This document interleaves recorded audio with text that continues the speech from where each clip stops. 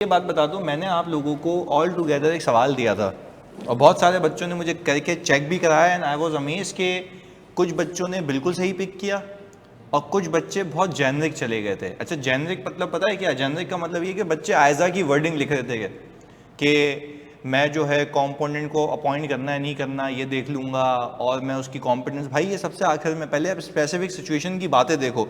तो पहले बताओ कितने बच्चों ने ये कर लिया था कि सवाल जो आपकी स्क्रीन पे आ रहा है, जल्दी से। हाँ जी, अब्दुल्ला ने कर लिया था, वीडियो ऑडिटर ने कर लिया था। सही सही हो भाई, वीडियो के ऑडिटर आए हैं यहाँ पे। चलें डन। अच्छा, हिना ने भी किया था आई थिंक। तो मैंने हर एक बच्चे को कोई अलग अलग फीडबैक भी दिया था। अच्छा, हम ज़रा इसको रीड कर लेते हैं। मुझे एक बात बताओ, इसकी रिक्वायरमेंट जिस चीज़ पे फोकस कर रही है वो है क्या? वो बोल रहा है आइडेंटिफाई करें, एक्सप्लेन करें ऑडिट प्लानिंग कंसिडरेशंस। यानी अगर आप किसी ग्रुप ऑडिट पे जाते हैं तो उस ग्रुप ऑडिट पे जाते ही अगर आपको ये हालात वाक़यात दिखें तो आप प्लानिंग में पहले क्या चीज़ कंसिडर करेंगे? एग्रीड है? अच्छा, अब जब भी मैं प्लानिंग की बात करता हूं तो आप टेक्निकली कहते हैं मैं ऐसे कौन से एरियाज पे फोकस करूंगा, ऐसे कौन से एरियाज पे फोकस करूंगा हाई लेवल, और मेरी ऑल टुगेदर उसको फोकस करने की स्ट्रेटजी क्या होगी। तो इस सवाल में अगर मैं फोकस करूं तो कह रहा है M K limited has been an audit client of your firm for 13 years. अच्छा, हमारा ये क्लाइंट कोई 13 साल से है। एग्रीड है? It is a business which manufacture soft furnishing. अच्छा, अब मैंने कुछ बच्चों को देखा, उन्होंने लिखा यहाँ पे इंडिपेंडेंस कंसिडरेशंस। देखो, इंडिपेंडेंस कंसिडरेशंस तब होती हैं जब वो एक ही पार्टनर की बात करे। क्या कहते हो?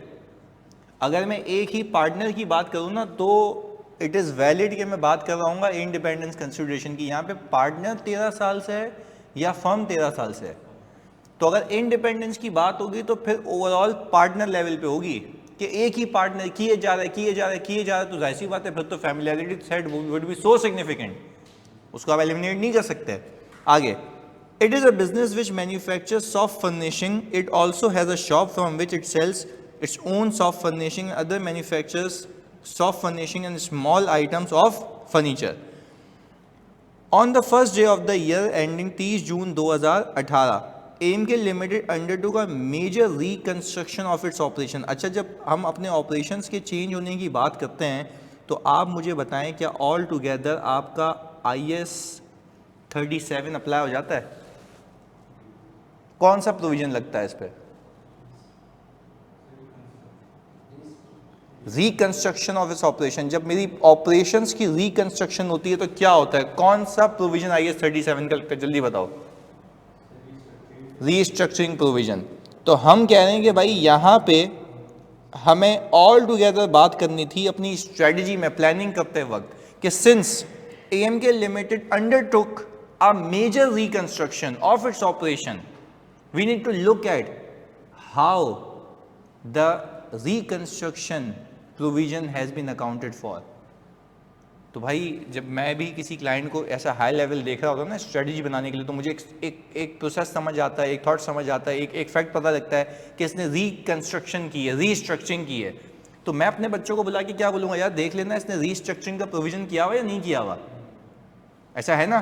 तो क्या आपकी प्लानिंग कंसिडरेशंस में वो होगा कि क्या उसने रिकंस्ट्रक्शन या रीस्ट्रक्चरिंग प्रोविजन को अपनी बुक्स में अकाउंट फॉर किया या नहीं किया? अच्छा, ऑनलाइन में तो जल्दी बता दो कोई ऐसा जिसने इसको पिक किया हो, जल्दी से सारे बच्चे, कोई ऐसा जिसने इसको पिक किया हो? नहीं किया था? नहीं किया था? जल्दी बता दो भाई। अलिशबा, सैफुल्ला, हाँ जी, हिना, अब्दुल्ला, जल्दी से। नहीं हुआ था पिक? चलें ओके। पर देखो याद रखना है ये स्टैंडर्ड पे अभी तक आप लोगों के पास मेरा भाई सवाल मौजूद नहीं है। ये मैं तुम्हें बना के कराऊंगा और मैं तुम्हें आज भी सवाल कराऊंगा। मैं तुम्हें ये दिमाग में फिक्स कर दूंगा कि तुम्हें जब ग्रुप ऑडिट सोचना है तो कैसे सोचना है। और मैं इंशाल्लाह, क्योंकि ये हमारा जून अटेम्प्ट वाला बैच है ना, मेजॉरिटी, क्योंकि बाकी बच्चे जो दिसंबर वाले उनका कोर्स तो हो चुका है, वो सिर्फ प्रैक्टिस के लिए बैठे हैं। कहने का मतलब ये है कि मैं ये वादा करता हूँ मैं एक स्टैंडर्ड पे मल्टीपल प्रैक्टिस कराऊंगा, हाथ सेट करा दूंगा, फिर 5 पेपर अपने तौर पे करते रहेंगे साथ साथ। क्लैरिटी है? चलें ओके, एक तो ये बात हो गई। It set up 2 subsidiary companies, Akash Limited and Mukesh Limited. It then transferred it straight to those companies, यानी उसने अपना बिजनेस ट्रांसफर कर दिया। अच्छा मुझे बताओ, प्लानिंग कंसिडरेशन में सबसे पहले आपकी जो कंसिडरेशन थी वो क्या थी? Restructuring provision. अच्छा जब ट्रेड ट्रांसफर किया है, जब ट्रेड को ट्रांसफर किया है, तो आपको ये नहीं होगा we need to look at how assets and trade has been transferred and which type of accounting has been done। यार पहले तो अगर मैंने अपनी एक ऑपरेशंस को 3 हिस्सों में तिरका दिया है, अलग अलग कर दिया है, तो भाई मेरी किताबों से वो गए कैसे, उसकी अकाउंटिंग क्या हुई, कौन से स्टैंडर्ड के तहत अकाउंटिंग हुई, क्या तुम्हें ये कंसिडरेशन नहीं होनी चाहिए?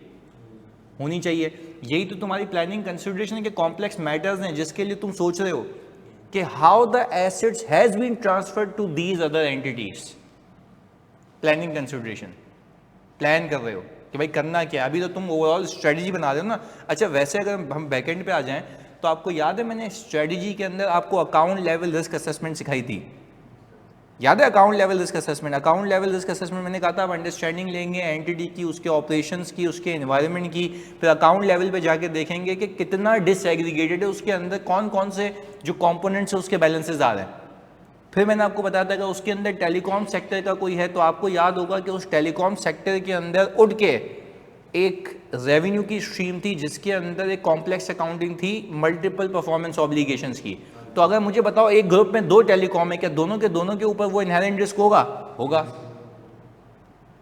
पीपीई है, पीपी किसी भी टेलीकॉम सेक्टर में बहुत सिग्निफिकेंट होता है क्योंकि उसके बगैर वो सर्वाइव नहीं कर सकता। तो मेरे पास बाकी कंपोनेंट्स भी हैं, तो मेरे लिए रिस्की पीपी कौन सा होगा? टेलीकॉम का। तो क्या मैं फोकस करके जब मैं देखूंगा यार पूरे ग्रुप का पीपी ये है, तो ये 2 कंपोनेंट्स पे पीपी पे ज्यादा फोकस करना है। तो अब मैं तुमसे पूछता हूं ऑनलाइन, मतलब आप भी बताओगे, अगर मैं ये तय कर लूं कि मैं कंपोनेंट का ऑडिट किसी और जो कंपोनेंट ऑडिटर से करवाऊंगा, खुद नहीं करूंगा, तो क्या मैं उसके रिव्यू के वक्त या जब मैं उसको इंस्ट्रक्शन भेजूंगा, मैंने आपको सिखाया था ग्रुप ऑडिट इंस्ट्रक्शन भेजते हैं, तो क्या उसको स्पेसिफिक रिस्क मार्क करके दूंगा कि पीपी पे ये काम कर लेना, मैं खुद भी इन्वॉल्व होऊंगा? तो ये तो ओवरऑल ऑडिट स्ट्रेटजी है ना। अच्छा ओवरऑल ऑडिट स्ट्रेटजी में आप ये भी कर रहे होते हैं किस किस एरिया पे फोकस करेंगे, यस आप ये भी कर रहे होते हैं क्या खुद काम करूंगा या किसी और से कराऊंगा। उसके लिए मल्टीपल कंसिडरेशंस थी यार, वो थ्योरेटिकल एरिया है, वो खोल के भी लिख लोगे एग्जाम में। अच्छा वो थ्योरेटिकल एरिया कुछ ऐसा नहीं था, ज़रा मुझे रिकॉल कराना, क्योंकि हम एप्लीकेशन सीख रहे हैं आज की क्लास में, आगे आने वाली हर क्लास में। क्या थ्योरेटिकल एरिया ये नहीं था कि अगर फॉर एग्जांपल कोई दूर दराज में कंपोनेंट है, मैं जा नहीं सकता तो मैं उसको रख लूँगा, याद है? अच्छा एक एरिया ऐसा है जिसका मेरी एक्सपर्टीज़ नहीं है, कंपोनेंट की बड़ी एक्सपर्टीज़ है, तो क्या मैं उसको रख लूँगा? बिल्कुल रख लूँगा। अगर एक कंपोनेंट कॉम्पिटेंट नहीं है तो मैं उसको यूज़ नहीं करूँगा। फिर ये भी मैंने आपको ये भी सिखाया था कि आपकी nature, timing and extent of involvement कितनी होगी। अगर किसी एरिया में सिग्निफिकेंट रिस्क आपकी इन्वॉल्वमेंट कम होगी, ज़्यादा होगी, ज़्यादा होगी, मतलब these areas entirely come into planning strategy कि क्या करना है।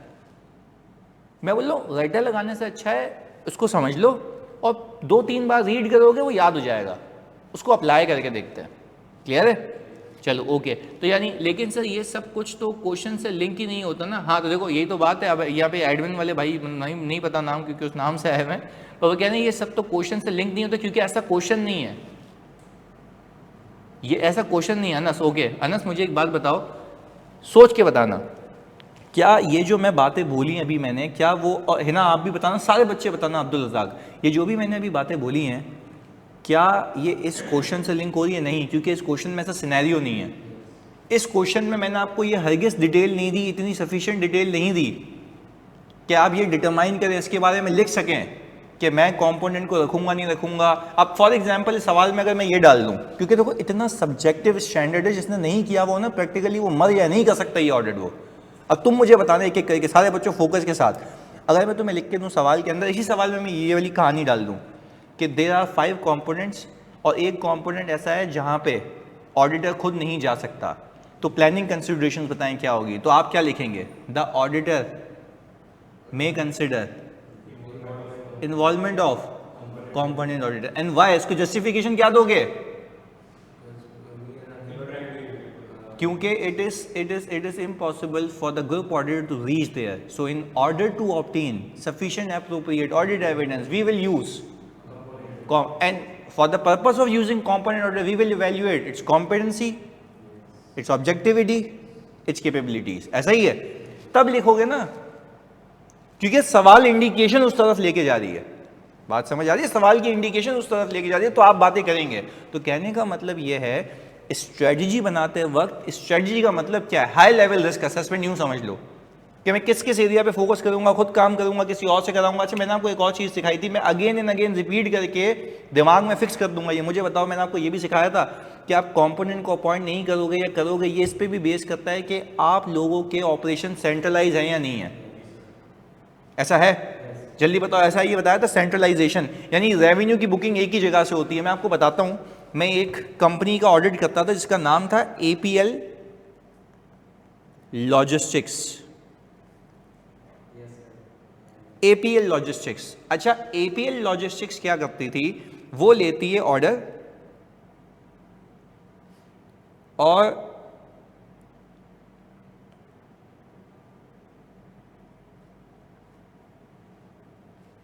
ट्रक के अंदर, अब ये मैंने कबीर के लिए बना के सीख लिया ट्रक बनाना, पर जैसी भी बनी है खैर, वो ट्रक के अंदर जो है ट्रांसपोर्ट करवाती थी कोई भी गुड्स, यहां से वहां, यहां से वहां, यहां से वहां।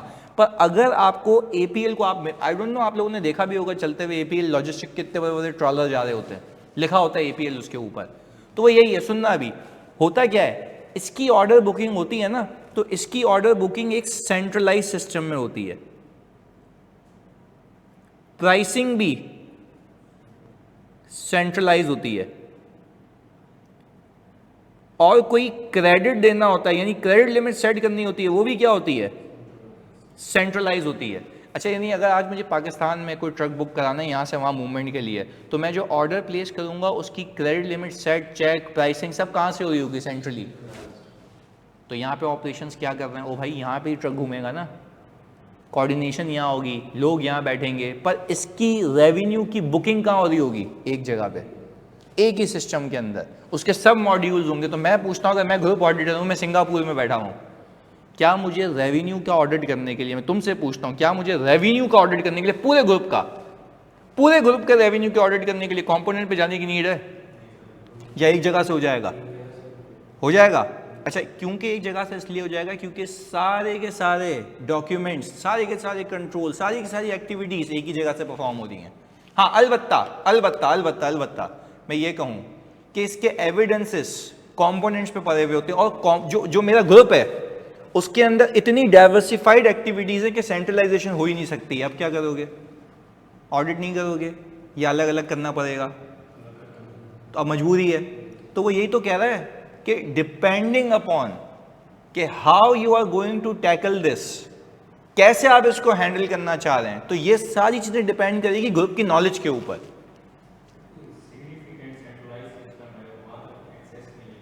सिग्निफिकेंट सेंट्रलाइज सिस्टम है, सही है। अच्छा देखो एक सवाल आया कि सर अगर एक सेंट्रलाइज सिस्टम है, इसकी मैं तुम्हें बेहतरीन एग्जांपल देता हूँ। शेयर्ड सर्विस सेंटर होते हैं जिसकी ग्रुप एंगेजमेंट पार्टनर के पास समझो एक्सेस इसलिए नहीं है क्योंकि वो पाकिस्तान से बाहर है, सही है, और ग्रुप एंगेजमेंट पार्टनर कहाँ बैठा हुआ है, पाकिस्तान में। तो आप मुझे बताएं सोच के, क्या मैं खुद जाऊं या वहां पे भी कंपोनेंट यूज कर सकता हूं?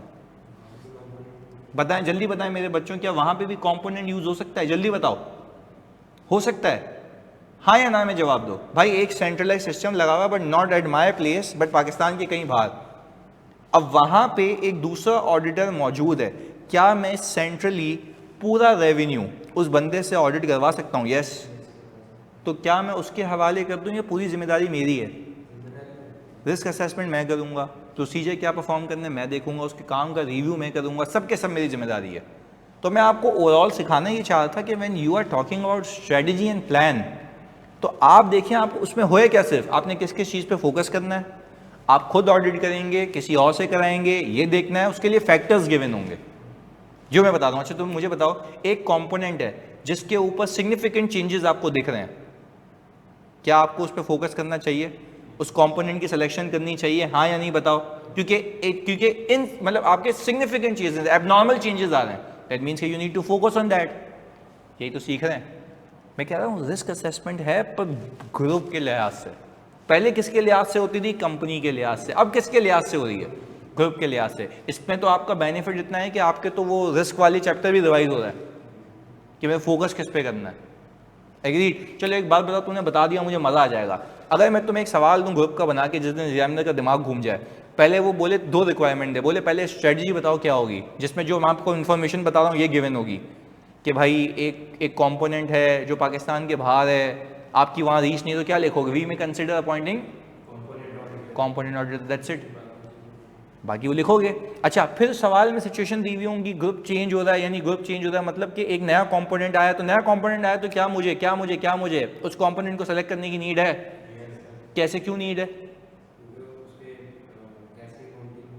मुझे नहीं पता ना, न्यू है। तो यही सारी बातें तो तुम्हारी लिखी हुई है ना एग्जाम में, पर मैं तुम्हें लिंक करना सिखा रहा हूँ। देखो मसला ये है यार, मसला ये है कि हमें पता नहीं है कि पूछेगा कैसा सवाल, पर मैं तुम्हें हर वो प्रोबेबिलिटी बता रहा हूँ कि वो पूछ सकता है ऐसे। अब बोलोगे ना, since this is a newly acquired component, the auditor will not be having a knowledge about that component, so we need to select that component। बात समझ आ रही है? क्योंकि हिस्ट्री मुझे नहीं पता यार। अच्छा, एक कंपोनेंट जिस पे कंट्रोल वीकनेसेस हिस्टोरिकली हिस्ट्री में बहुत ज़्यादा रही हैं, उसको उठाना है? क्यों उठाना है? हाई रिस्क है। तो मैं आपका अभी भी दिमाग खोल के सिर्फ ये सिखाना चाह रहा हूँ भाई, फोकस्ड। मुझे ये पता है आंसर को फैला के कैसे लिखें, आंसर को फैलाना है ही नहीं, आंसर को टू द पॉइंट लिखना है, आंसर को टू द पॉइंट लिखना है। इस वाली चीज़ में जो मैं आपको भी बता रहा था, ये दो बातें क्या मैंने फैला के लिखी हैं या टू द पॉइंट बात की है? अच्छा, लिखते कैसे हैं ये भी मैंने आपको बताया। सवाल से सिचुएशन पिक करनी है। Since AMK Limited has been entered into major restructuring, we need to look at that whether the restructuring provision has been accounted for correctly or not. We need to look at how the assets and trade has been transferred and what accounting has been done. तो यही होगा ना मेरा focus. Sir जितना ज़्यादा risk उतनी ज़्यादा involvement, क्योंकि रिस्पॉन्सिबिलिटी अपनी है। बिल्कुल ऐसा है, बिल्कुल ऐसा है, और हम इसी चीज़ पे फोकस कर रहे हैं। तो पहले मुझे अल्लाह को हाजिर नाजिर जान के ये बताओ, हिना मुझसे रह गया होगा पर अभी हम उसे चेक करवा लेना, मैं बता दूंगा।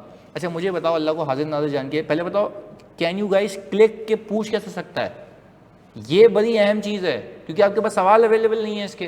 तो मैं आपको हर वो पॉसिबल चीज़ करा रहा हूँ कि वो पूछ सकता है, जो मैं प्रैक्टिकली देख रहा होता हूँ कि अच्छा मैंने जब ऑडिट किया था तो ये चीज़ें फोकस की थी।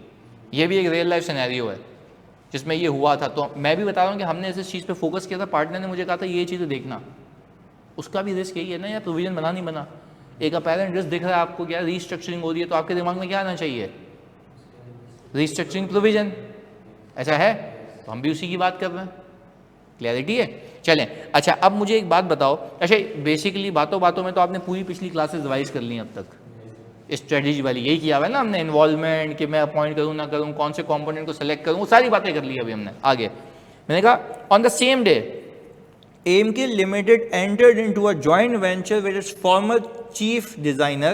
The joint venture, Kumar Limited, will provide designs for soft furnishing manufactured by Akash Limited, will also operate in an interior design service which will be advertised strongly by Mukesh Limited. अच्छा मुझे एक बात बताओ, जैसे ही मैंने joint venture का नाम सुना, देखो क्या कह रहा है, on the same day AMK Limited entered into a joint venture with its former chief designer, यानी दो लोगों ने मिलकर एक वेंचर खोला है, दो लोगों ने मिलकर एक। तो being an auditor, group auditor, what sort of risk do you guys have here? क्या रिस्क होगा?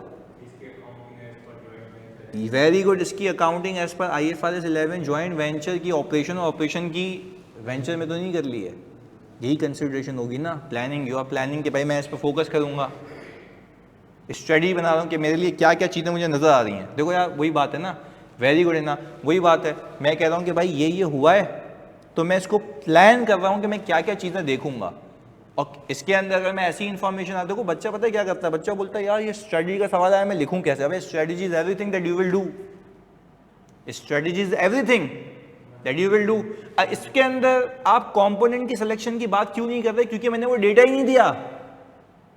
जानबूझ के ऐसा सवाल दिया कि दिमाग तो खुले, मैंने डेटा दिया है सिलेक्शन का, नहीं दिया।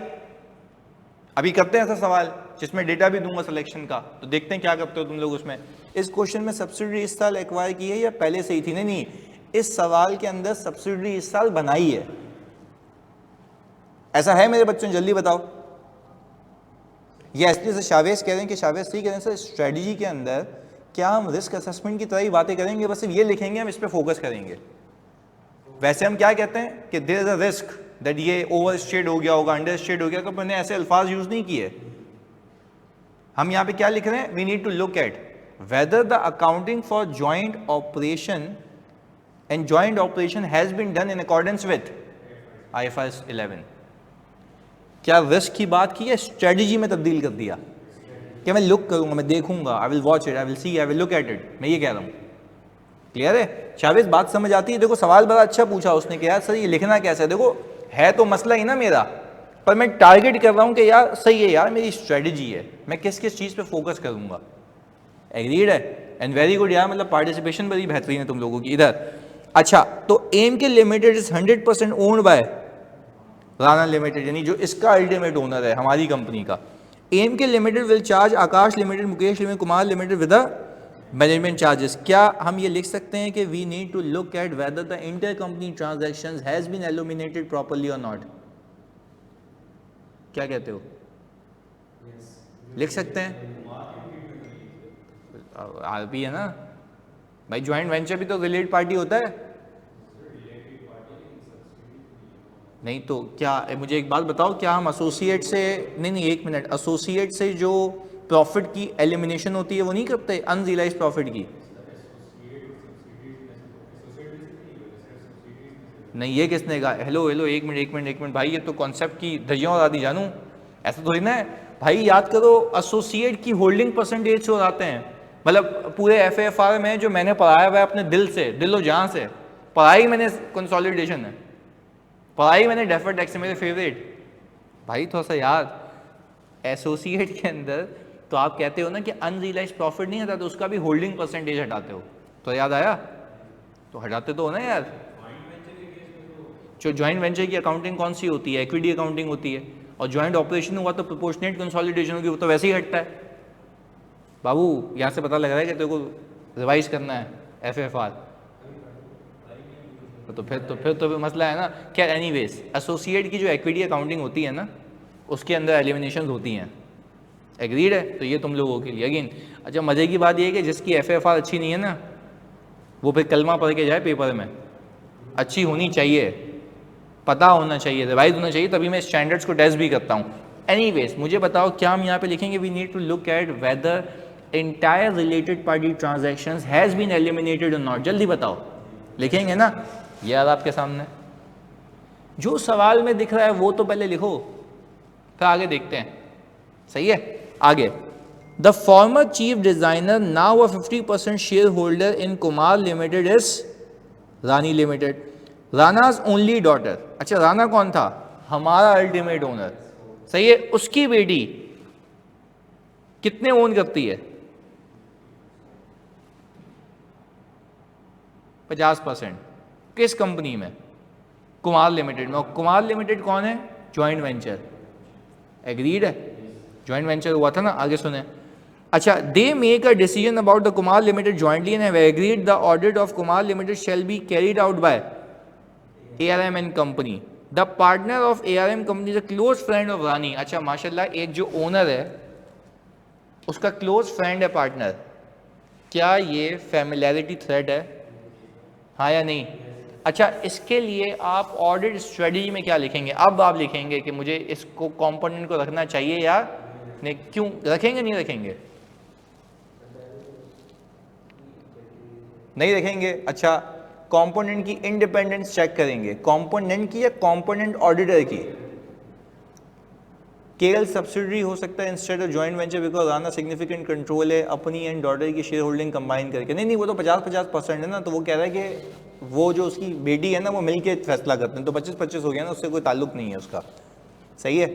अच्छा, अब मुझे एक बात बताओ, क्या हम ऑल टुगेदर इसमें ये लिखेंगे we will consider whether to use ARM and company as a auditor of Kumar limited not because because partner of ARM company and the owner of Kumar Limited has a close business relationship या close friendship, it will ultimately impact the objectivity of the auditor and we will consider not to appoint ARM and company. हम लिखेंगे ना कि हम उसको appoint नहीं करेंगे, और अपॉइंट क्यों नहीं कर रहे, क्योंकि इंडिपेंडेंस का इशू है. अब देखो ये सारी बातें हमने किस किस तरीके से कहाँ पढ़ी हैं और कितनी स्पेसिफिक हैं. अब मैंने बच्चों के आंसर देखे तो उन्होंने वो पूरे जो लिखे हुए थे कि भाई अगर चेंज हुआ है तो मैं नहीं करूँगा. भाई इस सवाल में चेंज वेंज की बात ही नहीं की हुई. क्या मैंने आपको ऐसी इन्फॉर्मेशन दी थी कि सिग्निफिकेंट चेंजेस हुए हैं, नया आया है ग्रुप में, कहीं और है, पाकिस्तान के बाहर है? ये बातें तो मैंने बताई नहीं है, तो ये लिखनी क्यों थी? जेनरिक सवाल तो नहीं पूछा मैंने तो बड़ा स्पेसिफिक पूछा है. क्लियर है? अच्छा sir, associate subsidiary venture are but transaction with a company जिसमें हमारी इन्वेस्टमेंट अंडर IFRS 9 हो, वो तो आरपी नहीं होती ना? नहीं, वो तो नहीं होती, वो तो बिल्कुल सही है. देखो IFRS 9 वाली जो नॉर्मल इन्वेस्टमेंट होती है ना, वो हमारी कभी भी आरपी नहीं होती. बिल्कुल राइटली सेड, वो तो समझ आती है बात, बिल्कुल सही कह रहे हो. IFRS 9 यानी, अच्छा IFRS 9 आप कब से होते हो? 1 से लेके 19% तक, क्योंकि 20% और उससे ज़्यादा पे तो आप क्या बन जाते हो? एसोसिएट. सिंपल. सही है. चलें, उसके ऊपर आप इक्विटी अकाउंटिंग करते हो. अच्छा अब मुझे बताओ, इस सवाल में पूरी क्लैरिटी आती है?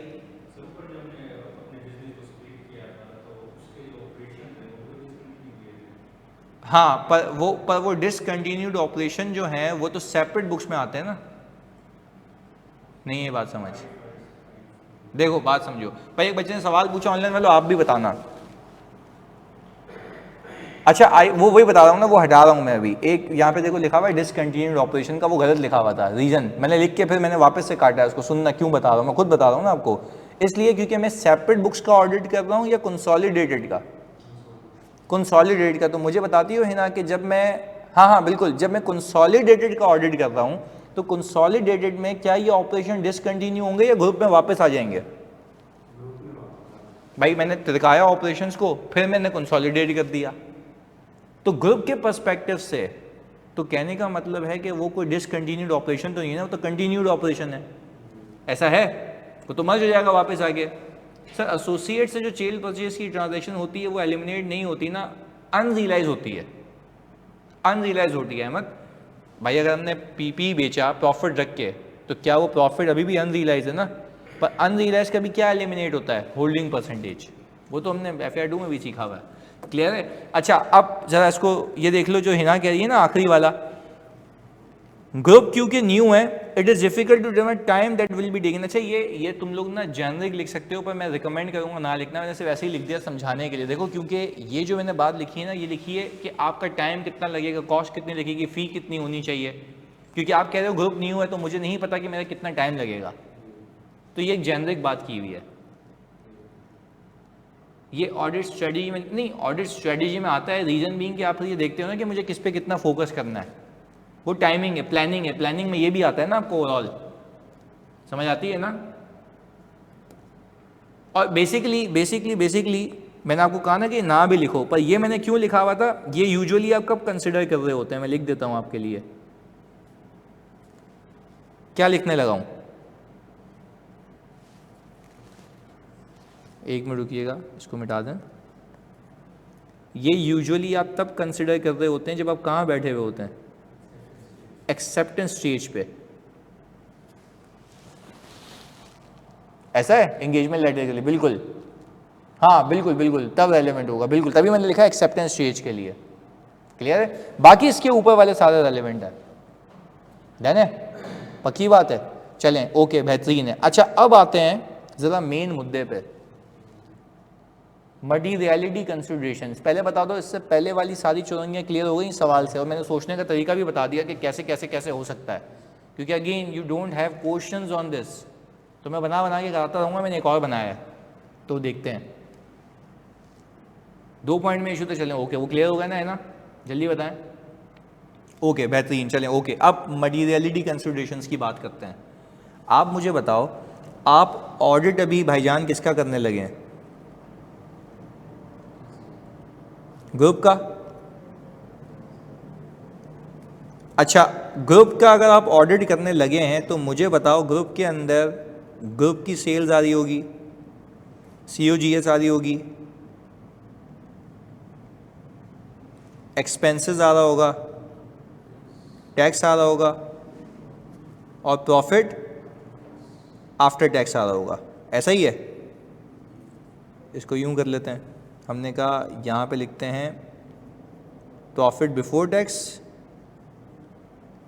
टैक्स माइनस होगा तो प्रॉफिट आफ्टर टैक्स। मैं बड़ी हाई लेवल बात करूँगा, इधर फोकस होकर सुनना है क्योंकि ये भी, इस पर भी सवाल नहीं आया, आ गया तो फिर फंस जाओगे। तो सुनना, मैं अगर ये कहूँ कि मैं तुम्हें कह रहा हूँ कि अगर सेल्स है तो क्या यहाँ पे जो सेल्स आ रही होगी क्या वो किसी एक कंपनी की है या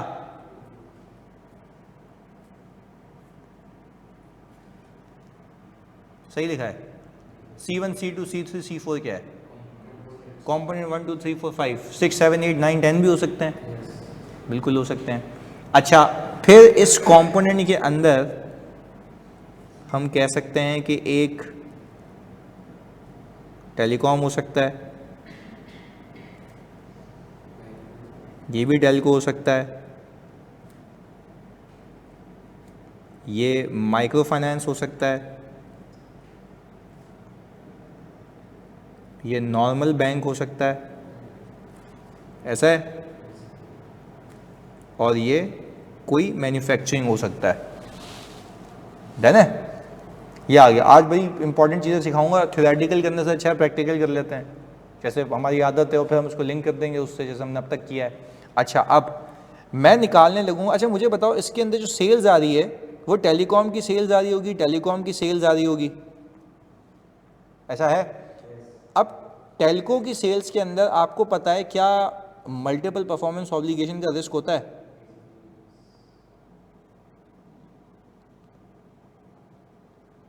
तो आप वो करोगे कि multiple performance obligation has been identified और नॉट, तो ये दोनों के तो ये आ गया।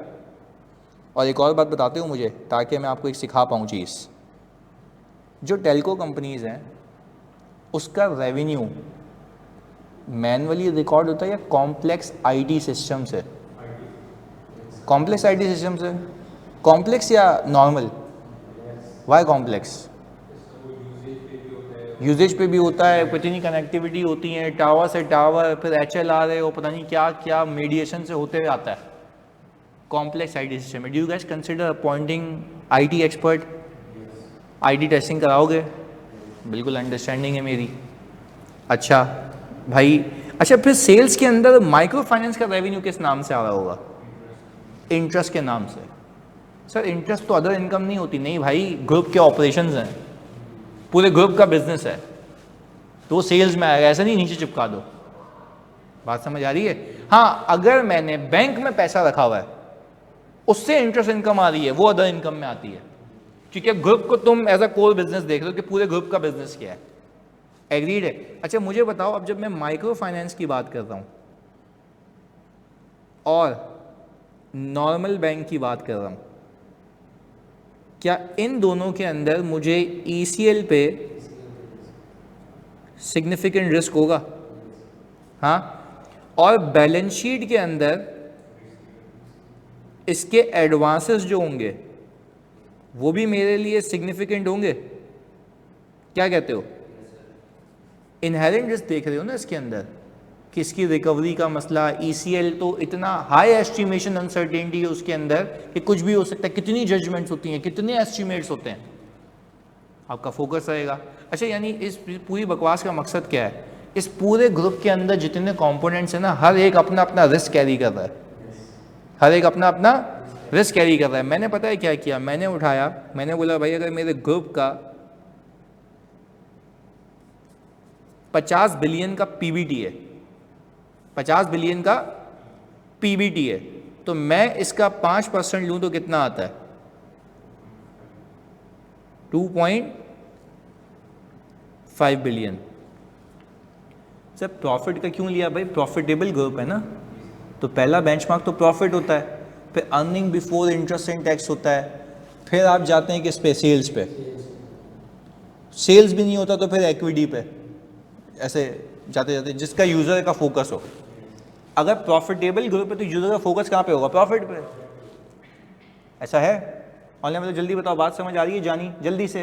ये तो वही वाली बात हो गई ना कि सर बेंचमार्क सेलेक्ट किया, वही वाली मटीरियलिटी कंसिडरेशन जो बचपन में सीखी हैं ओवरऑल, क्योंकि आप अपने ऑडिट में ये लिख रहे होते हैं कि हमारी नज़र में financial statements are free from material misstatements. In our opinion financial statements are free from, तो पहले देख तो लो ना व्हाट इज मटीरियल। तो what is material with respect to group, what is material with respect to group, not as per individual entity. ये पूरी group की मटीरियलिटी है। क्योंकि अच्छा अब मैं एक बात बताऊं, जरा सोच के बताना, आज की क्लास बड़ी टेक्निकल है, मजे की है। मुझे ये खदशा होगा ना अभी कि मेरे सारे कंपोनेंट्स की गलतियां मिला के इससे ऊपर नहीं होनी चाहिए, मेरे सारे कंपोनेंट की गलतियां मिला के इससे ऊपर नहीं होनी चाहिए। इस बात पे एग्री करते हो?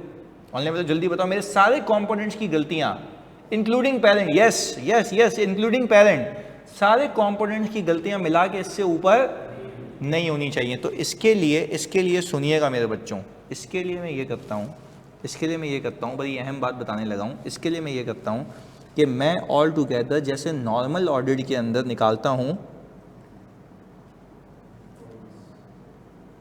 परफॉर्मेंस मटीरियलिटी, जो कि यूजुअली इसका 50 से 75% होती है, 50 से 75% होती है। ऐसे सुनिएगा, 50 से 75% का मतलब है मैं एक लोअर लेवल की मटीरियलिटी निकालूँ। मैं आपको फिर सिखा देता हूँ, क्योंकि अगर किसी ने पहला भी अगर ज़िंदगी में ऑडिट ने नहीं किया, मैं आपको साथ करा दूंगा। अगर सुनिएगा, ये मैं क्यों निकालता हूँ, ये मैं इसलिए निकालता हूँ टू अवॉइड एग्रीगेशन रिस्क, या टू केटर लिख देते हैं। मैं पता है करता क्यों, मेरी बात बड़ी फोकस होकर सुनना। मुझे बताओ मेरे कितने कंपोनेंट्स ऊपर लिखे हुए हैं?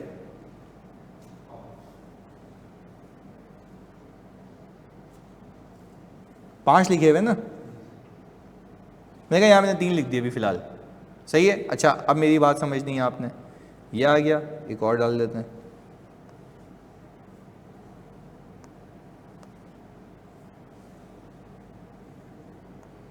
ये मेरे आ रहे हैं अभी कोई कंपोनेंट्स, सही है। सुनना, मैंने क्या कहा, मैंने कहा ये मेरा C1 है, ये मेरा C2 है, ये C3 है और ये C4 है।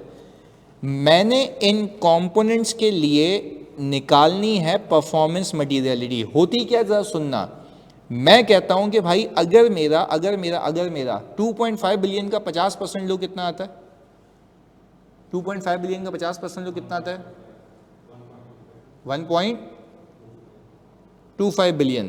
क्या ये परफॉर्मेंस मटीरियलिटी मेरी कंपोनेंट की है, ग्रुप की है? ग्रुप की है। किसकी है? एक बात कहने लगा हूं, अगर तुम्हें पिक हो गई तो बात मजे की हो जाएगी। अच्छा मैं यहां पे ग्रुप का डब्बा भी बना देता हूं ना, ये ग्रुप है। क्या ये इन सबका सम होगा? इन सबका सम होगा ना। अच्छा अगर मेरा पीपी है और वो आ रहा है 6 बिलियन का, क्या वो मेरी परफॉर्मेंस मटीरियलिटी से ऊपर है? मेरे लिए ये बन जाएगा significant item. Significant item for group, not for component. Significant item for group, not for. अच्छा मैं पता है क्या करूंगा अब ऑडिट के अंदर, मैं लूंगा इसका भी एक परसेंटेज। लेट से हमने एक अजम्पशन बनाई हुई है कि इसका 50%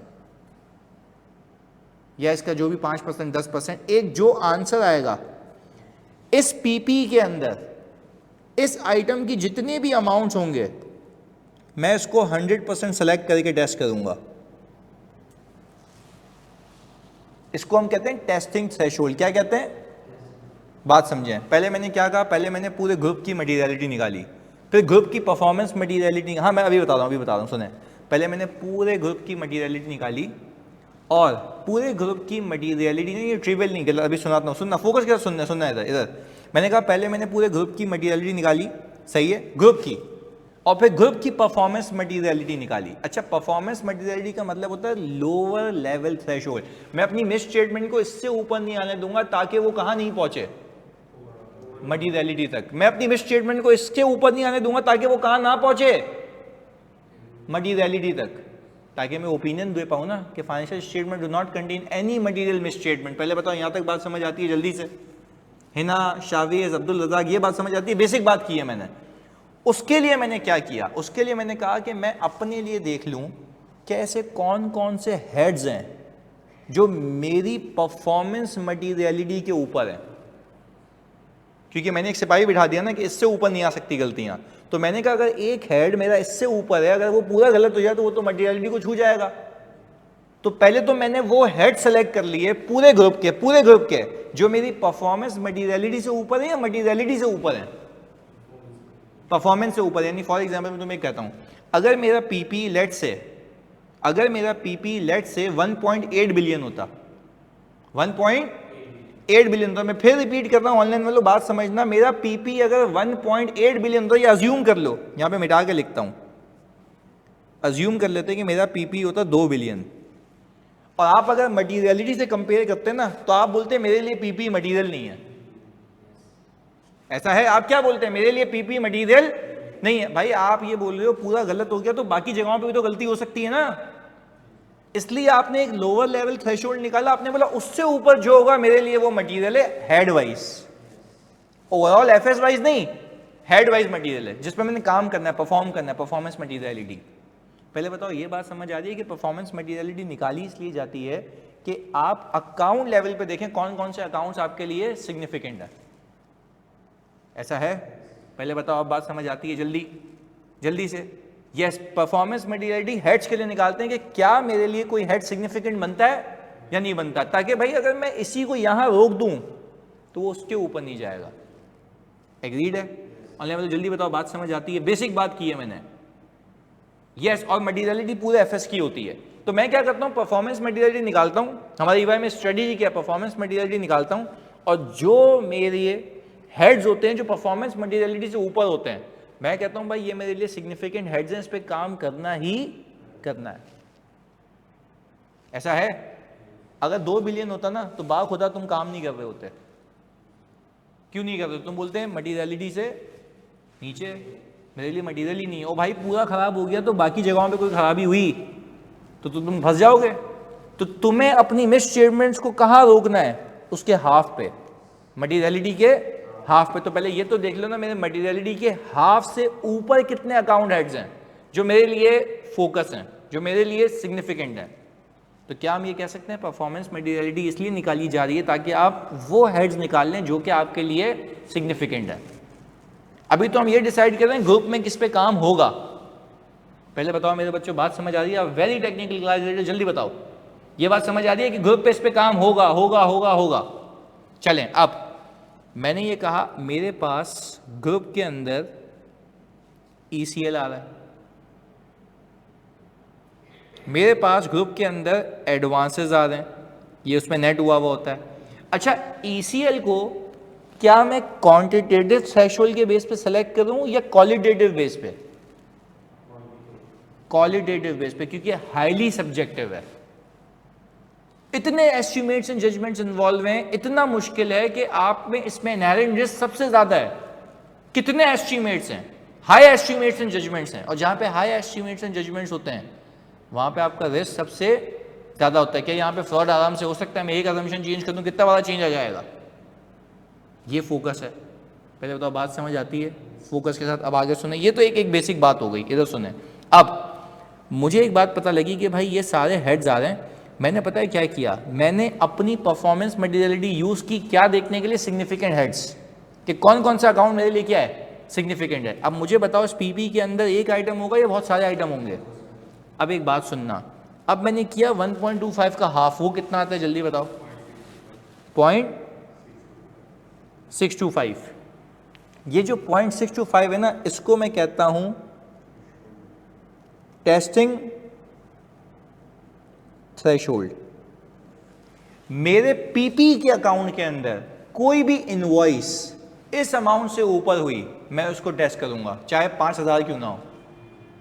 क्योंकि मैं पता है क्या कह रहा हूँ, मैं जो मेरा परफॉर्मेंस मटीरियलिटी थी ना, मैंने उसका भी एक परसेंटेज निकाला, लेट से हाफ। मैंने कहा मेरी जो भी इनवॉइसेस होंगी ये तो 100% चेक हो जाएंगी। मेरा डिटेक्शन रिस्क क्या हो गया, कम हो गया, क्योंकि मेरा मकसद क्या है, मैं परफॉर्मेंस मटीरियलिटी की चीज़ को ऊपर लेके जाने नहीं दे सकता। पहले बताओ मेरे बच्चों, बात समझ आ रही है? जल्दी से बताओ। नहीं, अच्छा यहाँ पे हिना कह रही है clearly trivial threshold testing threshold are same. No, clearly trivial threshold का मतलब ये होता है कि उसके नीचे अगर कोई चीज़ हुई तो मैं उसको देखूंगा ही नहीं, क्योंकि वो सब जगहों पे मिल भी जाए तो कभी भी मटीरियलिटी को पहुंच ही नहीं सकती। ये मैंने क्या निकाला भाई, टेस्टिंग थ्रेशोल्ड, कि मैं टेस्टिंग किस पे करूंगा।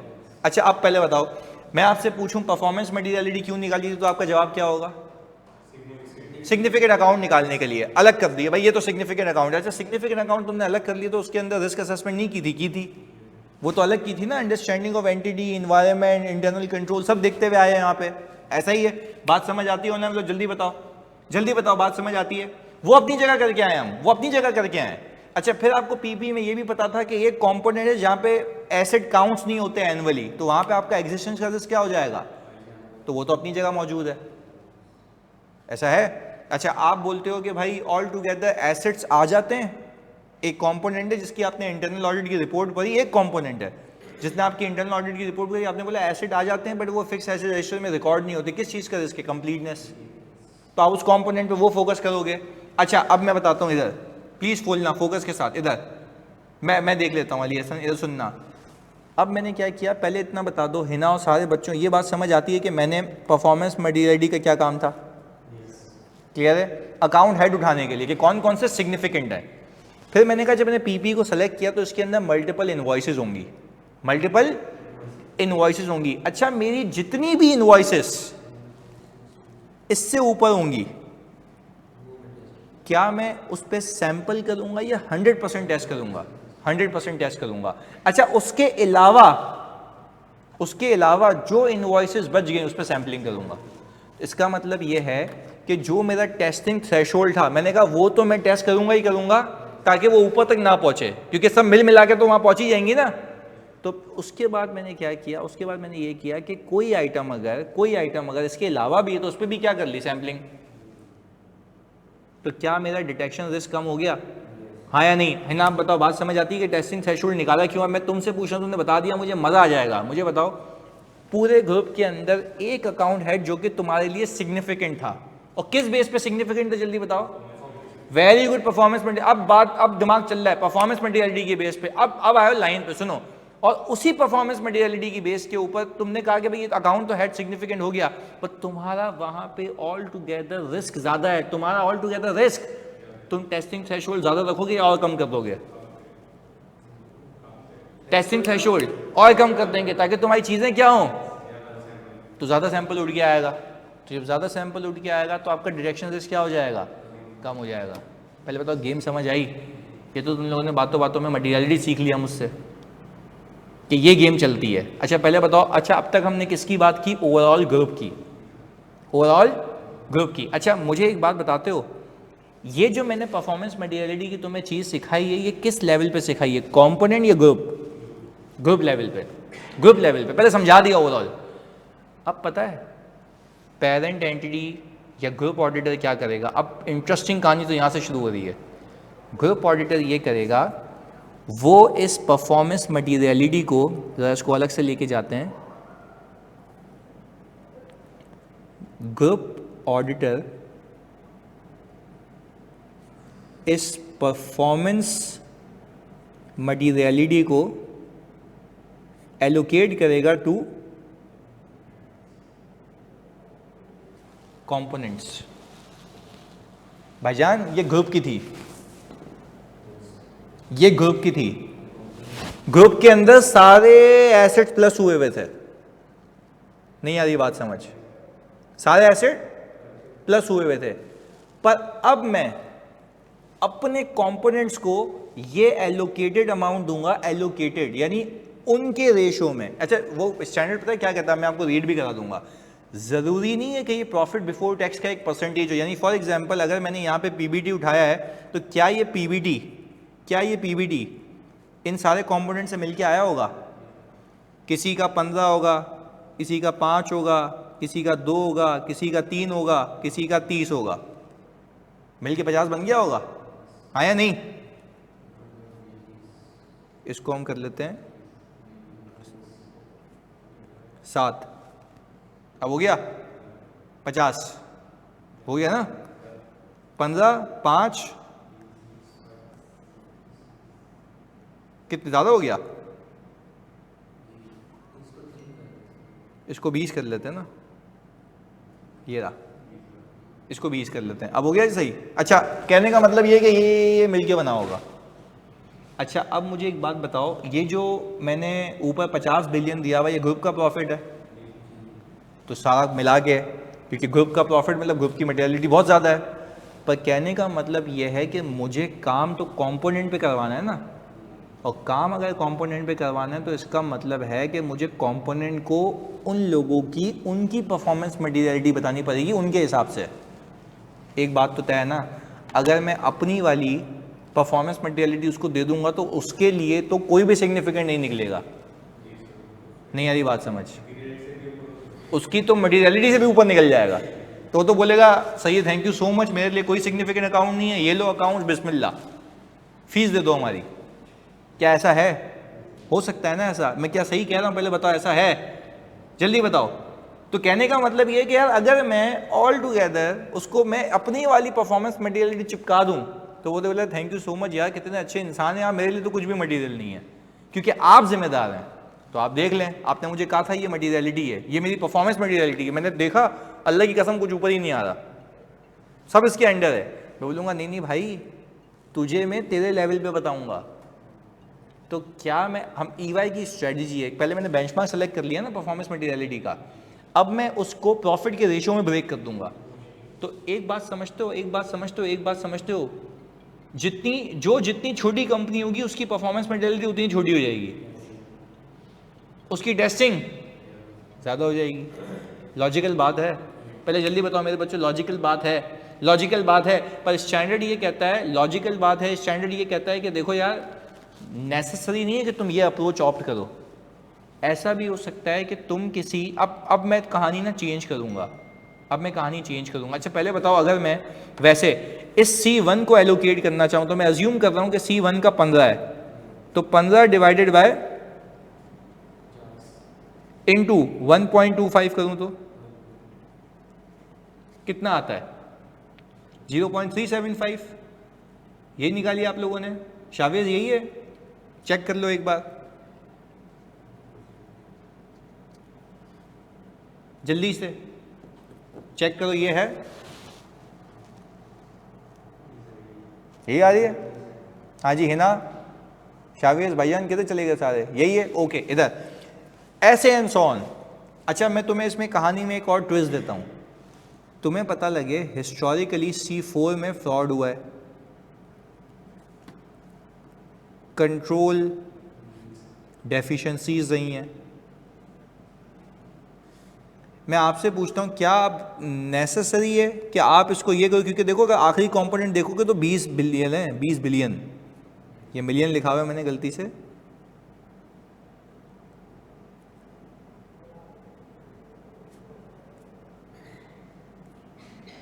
ये 20 बिलियन है। मुझे बताओ अगर मैं 20 बिलियन इसको एलोकेट करूंगा तो इसको तो इसकी जो ऑल टुगेदर परफॉर्मेंस मटेरियलिटी ज़्यादा एलोकेट हो जाएगी, तो ये तो काम कम करेगा, जबकि यहाँ पे काम होना चाहिए ज़्यादा। तो क्या आप अपनी जजमेंट के बेस के ऊपर उसकी परफॉर्मेंस मटेरियलिटी और कम कर सकते हो? वो तो आपकी अपनी रिस्क असेसमेंट है। अच्छा ये नया कंपोनेंट हो, फिर नहीं ज़्यादा रखो ना, कम क्यों कर रहे हो? तो टेस्टिंग ज़्यादा करेंगे तभी समझ ज़्यादा आएगी, जितनी बात देखूंगा, जितनी बात समझूंगा, चीज़ ज़्यादा समझ आ रही होंगी मुझे, बात समझ आती है? देखो दिमाग में घोल के पिलाया ये concept, this was not at all easy. पर ये बता दो जानी, क्या दिमाग में मटीरियलिटी का कॉन्सेप्ट फिक्स होता है? पक्की बात है। अच्छा अब फिर मैं इन सारी चुरंगियों को ये कहूँगा, तो जाहिर सी बात है हम यहाँ पे कह रहे हैं मेरी परफॉर्मेंस मटीरियलिटी क्या हो जाएगी? कम हो जाएगी। ये अगर न्यू है तो इसकी भी परफॉर्मेंस मटीरियलिटी क्या हो जाएगी? कम हो जाएगी, डिपेंडिंग अपॉन योर जजमेंट यार। अच्छा आप उस किसी को यूं कह सकते हो कि इस अकाउंट हेड में तुम काम कर रहे हो ना, इसमें परफॉर्मेंस मटेरियलिटी के लिए जो टेस्टिंग थ्रेशोल्ड है और कम रखोगे, किसी स्पेसिफिक हेड में उसको बोल सकता हूँ? बिल्कुल बोल सकता हूँ। ये सिखाना था तुम्हें, ये बताना तुम्हें, ये प्लानिंग कंसिडरेशन होती हैं। और इंशाल्लाह जब तुम्हारी कहीं जॉब होगी ना बाहर इस इंटरव्यू पे, तो तुम दुआएं दोगे उस पर। वो पूछता है, तुम तो खैर सीनियर लेवल पे भी दे दोगे ना जॉब, कि भाई तुमने अभी जल्दी से इंशाल्लाह क्वालिफाई करना है, फिर सीनियर बनोगे फर्म में, और तुम्हें फ़ौरन होगा मैं बाहर जाके धर्म में पैसे कमाऊँ, डॉलर्स में पैसे कमाऊँ, भागना होगा फ़ौरन तुम लोगों को। तो कहने का मतलब ये है कि वहाँ पर इंटरव्यूज़ में ये चीज़ें पूछी जाती हैं सीनियर बच्चों तो, क्योंकि प्लानिंग तो वही करते हैं ना बैठ के। मैनेजर, सीनियर मैनेजर, डायरेक्टर तो गाइड कर रहा होता है उनको। तो फिर आपसे पूछा जाएगा, अच्छा okay, so tell me about how do you allocate the materiality, how do you calculate the material, what should be the considerations. तो फिर ये लिखनी होती है, बातें बतानी होती हैं उसको कि भाई मुझे पता है, बेवकूफ़ नहीं हूँ मैं, प्लानिंग की हुई है मैंने, धर्म पक्के हैं। चलो सही है। पहले बताओ गेम समझ आ रही है पूरी? कि अच्छा ये जो मैंने जितनी भी आपको पूरी कहानी सुनाई है, इस पूरी कहानी के अंदर क्या आप इस बात को मान सकते हो कि आपने जो परफॉर्मेंस मटीरियलिटी छोटी छोटी सबको एलोकेट की है, वो इस बात को मेक श्योर करेगी कि एग्रीगेशन रिस्क आपका कवर हो जाए। एग्रीगेशन रिस्क का मतलब क्या होता है? सारी मिसस्टेटमेंट्स मिलके किसकी मटीरियलिटी से ऊपर नहीं जाए? ग्रुप की। तो जब इसको छोटा छोटा काम करने दोगे, सिपाही बिठाओगे यहाँ पे, तो ही तो होगा ना, ऊपर तक नहीं आएगा। और अगर कोई भी, अब तुमने बता दिया, मैं बोलूँगा गेम बन गई। कोई भी ग्रुप के अंदर, कंपोनेंट्स के अंदर कोई भी मिस स्टेटमेंट परफॉर्मेंस मटेरियलिटी से अगर ऊपर जा रही है, तो क्या आप उसको बोलोगे इमीडिएटली इन्फॉर्म करियो? हाँ, क्यों बोलेंगे उसको? क्यों बोलेंगे? क्योंकि हमने उसको बोला ही इसलिए था कि भाई इससे ऊपर आएगा तो प्रॉम्प्टली इन्फॉर्म करियो। वो हमारे लिए एक घंटी है, अलार्मिंग सिचुएशन है कि अगर मेरी एलोकेटेड परफॉर्मेंस मटीरियलिटी से वो ऊपर जाती रहेगी तो वो कहाँ पहुँचती रहेगी? ग्रुप की ओवरऑल मटीरियलिटी पे पहुँचती रहेगी, जो कि मैं चाहता नहीं हूँ। तभी तो आपका रिस्क क्रिएटर होगा।